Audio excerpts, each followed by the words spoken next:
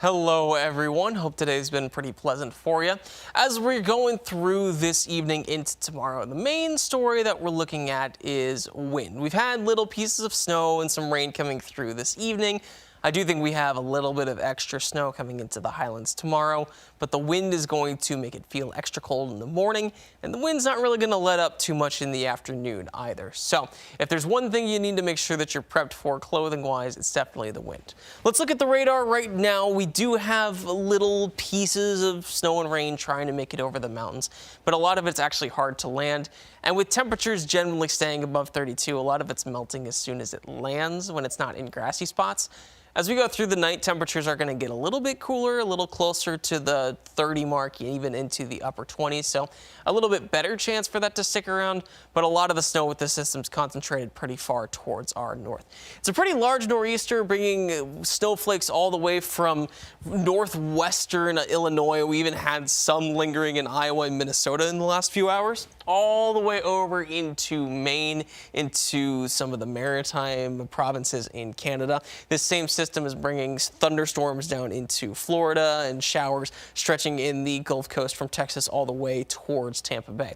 Now, a lot of the biggest impact is going to be concentrated towards the northeast in New York. They're looking at particularly dangerous conditions as the rain turns into more snow as it makes its way onshore. A lot of New York City, Jersey into New England, that's mostly going to stay as rain even through tonight and into tomorrow. But the further upstate you get into Pennsylvania, into Vermont, that's where a lot of it is coming down as snow. And that still stretches through the western half of Pennsylvania into Ohio, Indiana, and Michigan. So plenty of snow to go along with this system. On top of that, further towards the west, there's still plenty of rain that's going to be coming down through the night in a lot of the west coast, adding on to the flooding concerns that already exists. For us, like I was saying, it's mostly just wind. It's the same system that's bringing the snow towards the northeast, but at this point, after it brought through our snow yesterday, just have to deal with the wind coming from the northwest. Consistently through the night, that's going to be around 15 to 20 miles per hour, with gusts up towards 30, even 40 at times. So it's going to be particularly windy. And on top of that, we've got temperatures down into the 20s. There's not a lot of variation. Each of our zones is somewhere between 25 and 30. NRV at 26, Highlands at 27, Roanoke, Lynchburg, and Southside all in that upper 20 spot. But it's going to definitely feel colder because of all of that wind, no matter where you are.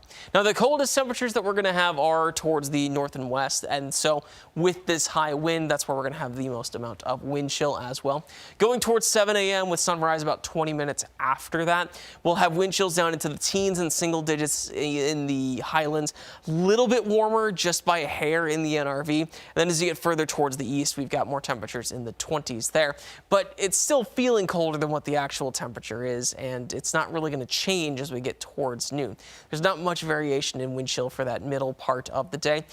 And the best way that you're going to be able to protect yourself against feeling that wind chill is layers for the morning.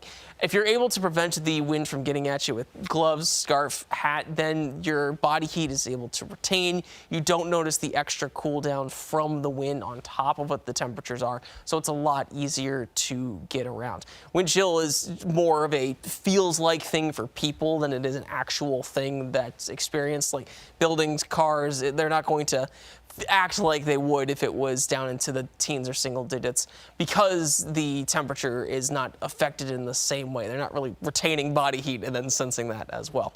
On the future tracker, we are generally dry through the night. Again, some snow tries to make it into the highlands.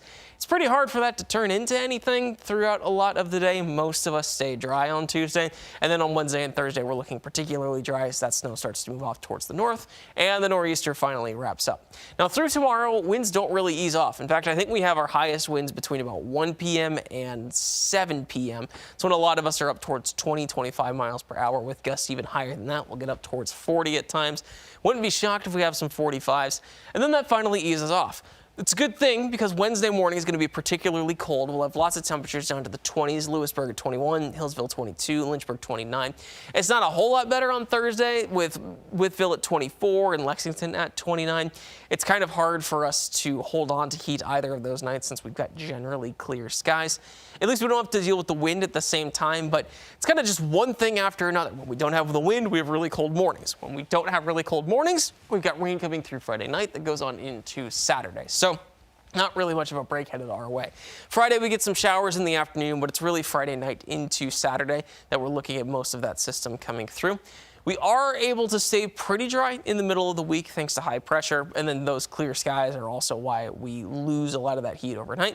But then we start bringing warm, moist air in from the south, and a cold front from the west runs right into it. It's a pretty classic setup, just brings us that rain Friday night going into Saturday. Don't think it's got the energy to turn into storms. The temperatures are a little on the cool side for that. Then all the cold air stretching up into the Dakotas and into Saskatchewan and Manitoba, that is going to move further and further down towards our region and keep us below average as we go into the start of next week. Tonight's temperatures are mostly in the 20s. Pulaski at 27, Bedford at 32, Lexington at 31. And then tomorrow, temperatures are able to warm up at least a little bit. It's better than where we start the day. But with us staying below 50, you're still noticing wind chill all the way throughout the day. It's not as bad in the afternoon as what it is in the morning, but it doesn't mean it's comfortable either. Whitfield's at 34, Covington 40, and Martinsville at 46. On the extended forecast, temperatures are going to climb up into the 60s as we get towards Thursday. We even get a little bit warmer on Friday with the warm air coming in from the south. Rain comes that night, starts to cool us down. We're back into the 40s for Sunday and Monday, the actual last days of winter. We will be able to warm up a little bit after that since we'll have some calmer weather at that point. And I do think we'll have more temperatures through the end of March and starting April that tend to be in the 50s, a little bit closer to average than the ups and downs we've had through the middle of March. Now I'm going to check in on any questions. If you do have any, feel free to comment about either today, what we've got coming later on this week, or even into next week. So let's see, do we have any?